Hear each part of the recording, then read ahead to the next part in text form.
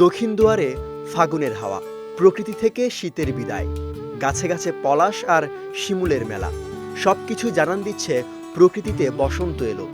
ভোরের আলো ফুটতেই বাসন্তী সাজে নগরীর সব বয়সী মানুষ ঢাকা বিশ্ববিদ্যালয়ের বকুলতলায় যোগ দেন। শুভ বসন্ত, শুভ বসন্ত, শুভ বসন্ত। বসন্ত যেমন প্রকৃতিকে রাঙিয়ে দেয়, আমরাও চাই আমাদের জীবনটা এইভাবে রঙিন হয়ে যাক।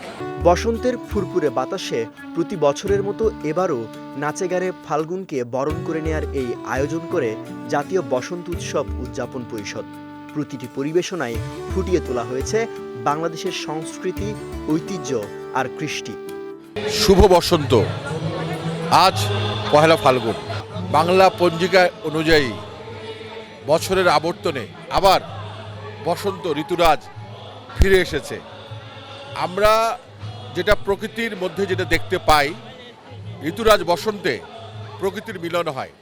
এই যে বর্ণিল রঙের ছটায় আমরা চাই যে বাঙালির প্রত্যেক ঘরে ঘরে এই রঙের আলো দুটি ছড়িয়ে যাক এবং একটি অসাম্প্রদায়িক বাংলাদেশ প্রতিষ্ঠায় আমরা আগামী রাস্তায় এগিয়ে যাই। বসন্তের উৎসব মূলত তারুণ্যের উচ্ছ্বাসে প্রাণে প্রাণ মেলানোর উৎসব। সবার চাওয়া বসন্ত বারবার ফিরে আসুক নতুন রূপে, নতুন আনন্দ নিয়ে। বসন্ত উৎসব মানে আমার জন্য ঈদের থেকেও বেশি মজা। নতুন শাড়ি, নতুন গহনা, আবিরের সাথে একটা অন্যরকম একটা ভালো লাগা, আর বিশেষ করে আজকে ভালোবাসার দিনও। সো সব কিছু মিলিয়ে অন্যরকম একটা ভালো লাগা। বসন্তেও তো আসলে ভালোবাসার একটা ঋতু, সেই ঋতুতে সবার মন আনন্দে উদ্দোলিত হয়ে ওঠে এবং এই আনন্দটাই সবার মধ্যে ছড়িয়ে পড়ে। শুভ বসন্ত সবাইকে। আজকের দিনটা অনেক ভালোই যাবে, আশা করি ভালো যাচ্ছে। সবাইকে বসন্তের শুভেচ্ছা, ভালোবাসা দিবসের শুভেচ্ছা। আমাদের কৃষ্টি কালচার ঐতিহ্য, এটা হচ্ছে বসন্ত উৎসব পালন করা, এটা আমাদের সংস্কৃতি।